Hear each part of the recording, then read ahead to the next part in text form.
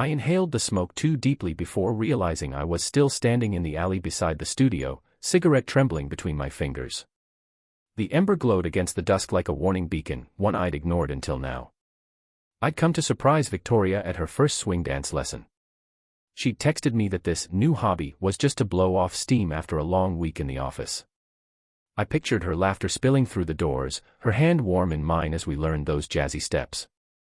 Instead, I saw her from across the mirrored foyer, leaning close to Lucas, his hand at the small of her back.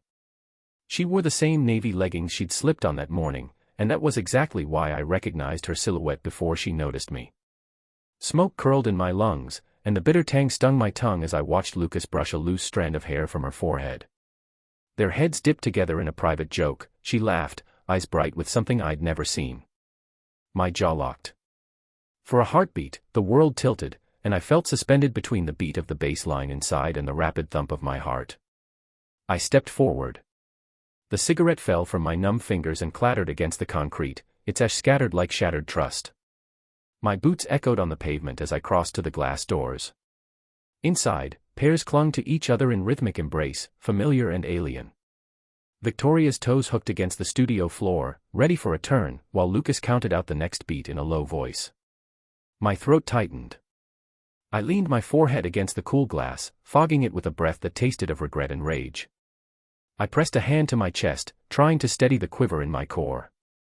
The flash of memory that followed was almost cinematic: the kitchen table where she once teased me over pancakes, the nursery walls we painted together, the hum of our old stereo on lazy Sundays. None of it prepared me for this. A bead of sweat slid down my temple. I blinked it away, half hoping this was a cruel mirage, half craving proof. But when she reached up, brushing Lucas's collar, I recognized the curve of her smile. So this was what blowing off steam had become. I pivoted on my heel and walked back into the alley, an actor exiling himself from a scene he can't rewrite. My head swam, but I forced each step. The studio's muffled music trailed behind me as I rounded the corner, fingers curling into fists. Cigarette smoke lingered in my hair, reminding me how something as small as an ember could spark an inferno. I leaned against the brick wall and closed my eyes. The acrid smell still clung to my senses, embedding itself in memory. Stay calm, I told myself. Don't let this wreck you. Even as disbelief churned in my gut, I found a cold clarity. I would need to see everything with sober eyes. If she could betray me so carelessly here, I'd wager more secrets lay hidden. I dropped to my knees, the gravel biting through my slacks. I scooped up the cigarette butt, ashtray souvenir, and pressed it into the palm of my hand. The metal gash felt surprisingly significant, a talisman of evidence. I'd carry it with me until I understood every lie, every late call, every vanished receipt. Standing again, I brushed off dust and squared my shoulders. The night air was cool, but a fire burned behind my rib cage, a steady, controlled flame of resolve. I would get to the bottom of this. No matter what it cost, I would reclaim my life and lay bare the truth. Then, with that final thought hardening in my mind, I walked away from the glow of the studio, leaving only the echo of her laughter and the distant pulse of swing music beneath the Texas sky.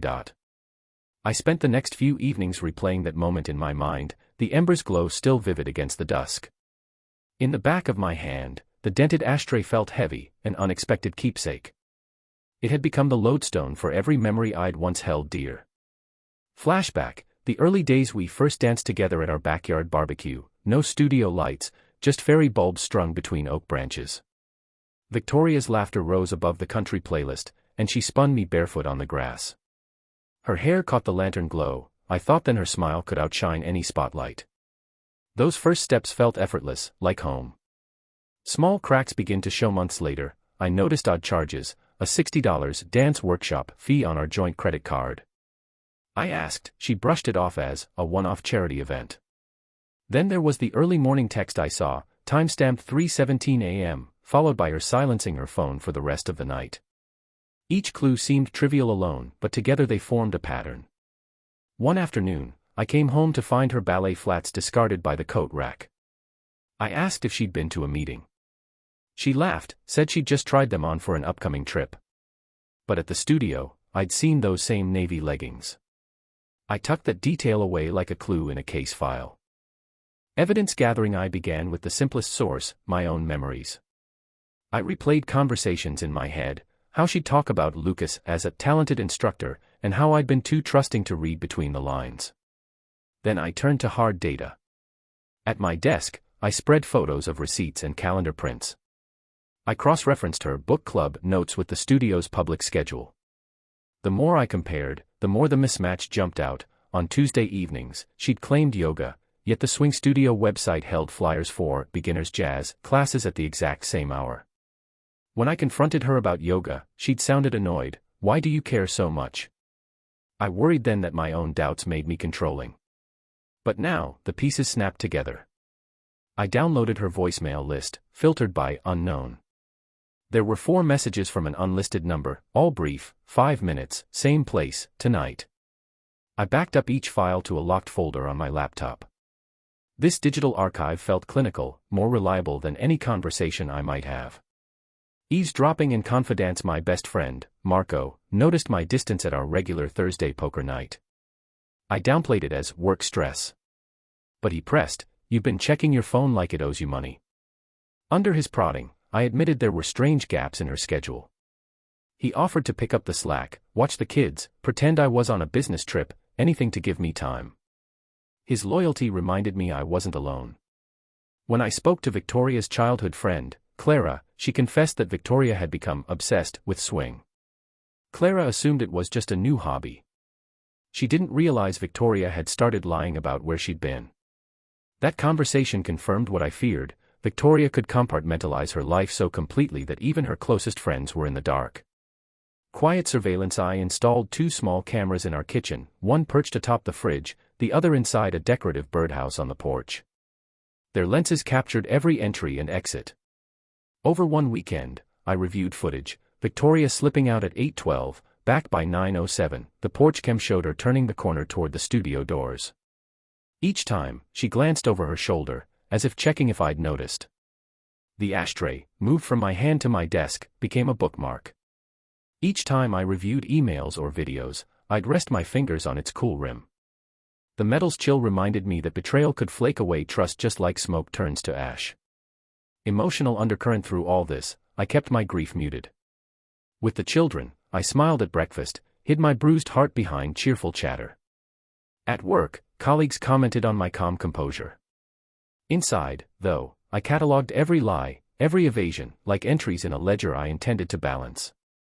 At night, when the house settled into silence, I'd sit at my desk under a single lamp. The ashtray glinted in its cone of light. I ran through arguments I might have with her, questions that now felt rhetorical. Why Lucas?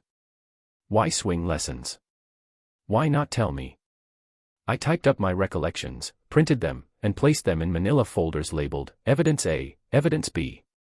Building resolve. By the end of the second week, the pattern was undeniable. What had started as a fuzzy suspicion crystallized into fact. The euphoric glow of our first dance had given way to the harsh illumination of betrayal. But I no longer felt like the man on his knees in that alley. I was the architect of my own justice. I closed the final folder, Evidence D, surveillance clips, and exhaled. The ashtray at my side was empty now, its single cigarette but digitized and stored away. I leaned back in my chair, fingers brushing the rim.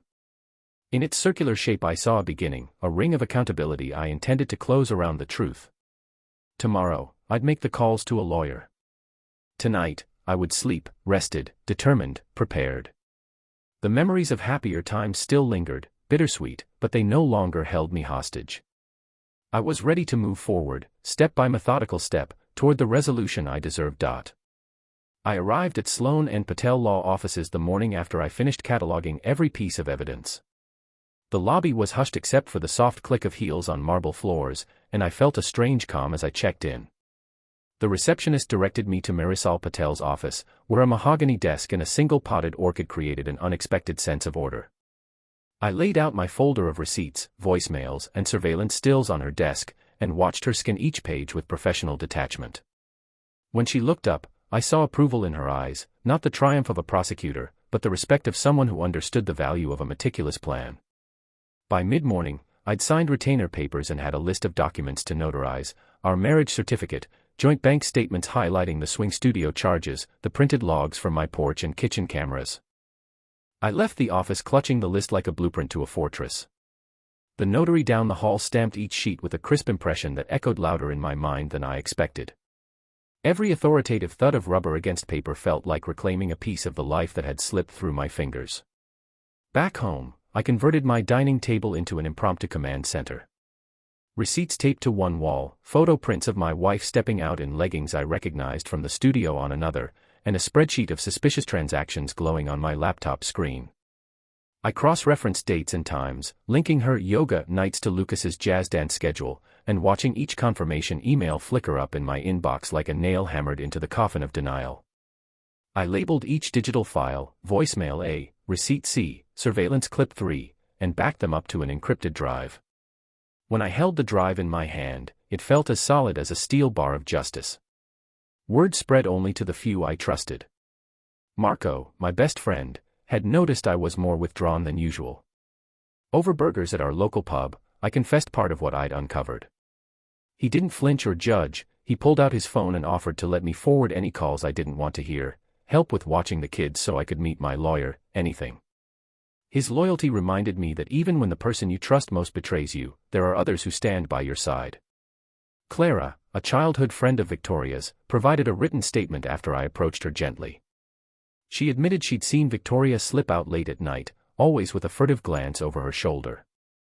I had Clara handwrite and date her recollection, then notarize it beside my other documents. A few days later, Julian, a discreet private investigator, showed up at my garage in a dark sedan. He installed 2 cameras, one hidden in a planter by the front gate, another perched near a rear window. He taught me to access the feed through a secure app on my laptop. When I tested the night vision mode and saw a grainy figure slip past the hedge, I felt a surge of power.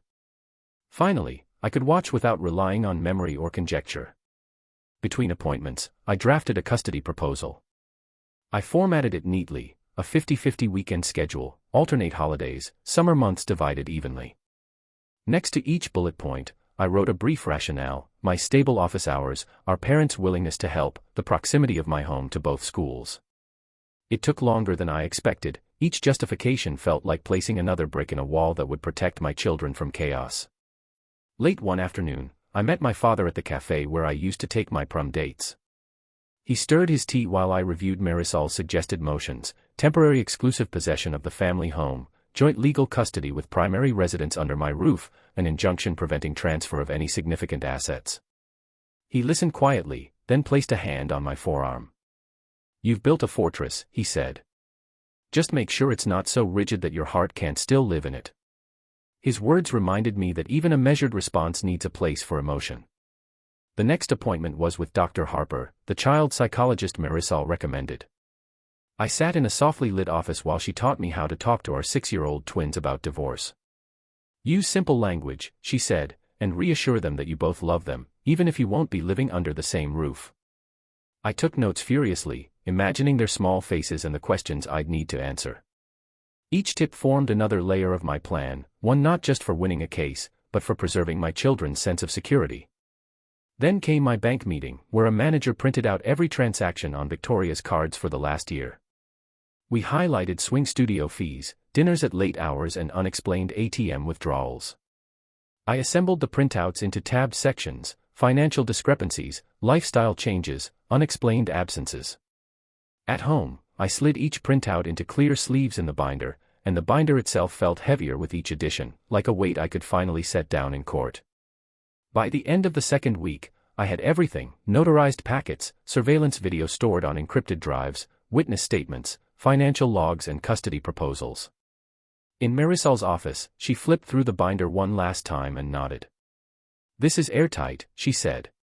"We'll file early next week." I closed the binder and took a deep breath, realizing how different I felt from the stuntman who had trudged through that alley clutching a smoldering cigarette butt. Now I was a strategist, calmly orchestrating each move. That evening, I sat at my desk beneath a single lamp. The ashtray I'd once pressed into my palm sat now as a pen holder. I wrote a clean list of next steps: 1. File divorce petition. 2. Serve summons. 3. Schedule mediation. My handwriting was steady. I crossed off each item as I read it aloud. When I finally leaned back, the weight of everything I'd endured softened into a sense of readiness rather than dread. Tomorrow, I would meet with the process server and serve Victoria through her attorney. I would walk my children to school under the Texas sun, no longer a man lost in grief, but a husband turned architect of his own justice. I closed my eyes and felt an unexpected flicker of peace. The path ahead would still be painful, but I knew every step was measured, every move deliberate. I was no longer defined by betrayal, I was defined by the calm, steady resolve that would carry me through to the new life I was building. That evening, I invited Victoria back to the house under the pretense of wanting to talk things through one last time. When she stepped inside, I led her into the living room, once the center of our laughter, now stripped of photos and soft throws, leaving only a few pieces of furniture arranged sparsely. On the coffee table sat the ashtray I'd pressed into my palm that night in the alley, its surface now polished and empty, waiting like a silent witness. She sank into the couch and touched her hair nervously. "Thomas, what's going on?" Her voice wavered between hope and fear. I stood across from her, hands folded. "I've gathered everything." I nodded toward the ashtray. "Let me start with this." When she didn't move, I lifted it and placed it before her. "Do you recognize it?" Her eyes followed the metallic rim, then widened. "That's mine." "Where did you get?" I leaned forward, my voice low but steady. "From the alley behind the dance studio." I slid the first photograph across the table, Victoria in navy leggings, Lucas's hand at her small of back, the studio's neon mirror glinting behind them. "You wore these the night you lied about yoga class." She looked at the image, face blanching. "Thomas, that was just one lesson." Her tone trembled between relief and panic. I let that hang for a moment, then produced the binder I'd assembled, its spine bulging with tabbed sections. I flipped to financial discrepancies, revealing her credit card statements annotated in red ink. Dinner at midnight with Lucas, 5 nights in a row. Swing lesson fees filed under charity. I watched the color drain from her cheeks. She opened her mouth, but I drew a deep breath and continued. "I have voicemails from his unlisted number, meet me tonight, same place, 5 minutes. I have camera footage of you slipping out the back door, checking over your shoulder, careful not to wake our daughters." I tapped the table. "Every lie you've told is laid out here." Her eyes glistened. She reached out for the binder, but I set it just out of reach. "Don't touch it," I said quietly. "Not yet." Tears spilled down her face. "Thomas, I didn't mean to hurt you. I thought I could handle it, but..." "This isn't about forgiveness," I interrupted gently. "It's about truth." I opened to custody proposal and slid it toward her, a clean, typed schedule of weekends and holidays. "I want the children to know both of us, but they need stability. I've already spoken to the school and their therapist. We're ready to explain that Mom will see them here, Dad will see them there, and they're loved by both of us." She looked at the document, fingers trembling above the page. "You've planned all of this." I pressed the ashtray's rim with my fingertips. "I had to. You left me no choice." My throat tightened, but my voice remained calm. "I wish it hadn't come to this, but you made your choices." She swallowed, eyes filling. "I'm sorry." "I know," I said, closing the binder. "And I hope someday you can mean it." I stood and collected the evidence, stacking it neatly before tucking it back into its folder. As I stood, the ashtray caught the lamp's light, its circular shape now a symbol of how something that burns can, once cooled, hold new purpose. Victoria rose slowly, too. She reached out as if to touch my arm, then hesitated. "Thomas," she began, voice breaking. I gently stepped away. "We'll finalize everything with Marisol tomorrow. I want us to handle this with dignity, our children deserve that." I paused in the doorway. "Good night, Victoria." I left her standing by the table, surrounded by the artifacts of her betrayal. The door clicked softly behind me, and in the hush of the corridor, I felt the weight lift slightly from my shoulders. The confrontation was over. The climax resolved. Now came the final steps toward justice, and, at last, the possibility of peace. The next morning, I walked into our house with the divorce decree in hand and the final property settlement laid out in neat piles on the kitchen island. The judge had approved Marisol's petition exactly as we drafted, I retained exclusive use of our family home until our twins finished the school year. Victoria would receive her share of the joint investments, and alimony was set at a rate that kept both of us above water. The custody schedule unfolded just as I'd proposed, every other weekend with her, holidays split evenly, summer vacation arranged to minimize disruption. It felt almost clinical, this division of lives and assets, yet in that clarity I found relief. I slipped the decree into the legal, primary, binder, closing it with a soft snap. The ashtray turned pen holder sat nearby, now holding my favorite Mont Blanc rather than a smoldering stub. I lifted it and turned it over in my hands, marveling at how something forged by betrayal could be reborn as a tool for creation. It reminded me that a single object can mirror our journey, from unexamined trust to the ashes of deception, and finally to a new purpose. Over the following weeks, I re-established routines: Saturday morning pancakes with the girls, just as she'd once made, evening walks through our neighborhood park, pointing out the oak tree where I'd planned their first birthday party. I returned to my guitar, dusting off chords I hadn't played since our wedding reception. In the studio space I'd converted from their nursery, I strummed softly as the twins giggled and ran circles around me. Music replaced the hollow ache I'd felt after that first ember flashed in the alley. My father's words echoed, "Don't build walls so rigid your heart can't live in them." So when Marco called with a business idea, a podcast for men dealing with betrayal, I agreed without hesitation. I recorded my first episode from a makeshift booth in the garage, sharing the story of that night in the alley, the surprise of the ashtray, and the steps I'd taken afterward. I spoke in the same calm, measured tone I'd used in court, because I knew listeners needed a sober voice, a map for reclaiming dignity. The ashtray sat on the shelf behind me, visible in the microphone's reflection, a constant reminder of what I'd overcome. At work, colleagues noticed the shift in me. I volunteered to mentor a junior associate learning the ropes of project management. I guided her through spreadsheets and client meetings, teaching her the value of methodical preparation and emotional composure. Each time I demonstrated how to organize a complex task, I felt the old weight, betrayal, shock, resentment, dissolve into something purposeful, something altruistic. One evening, as I prepared dinner for my daughters, I glanced at the calendar on the fridge and marked the date, 6 months since I first pressed that cigarette ember into my palm.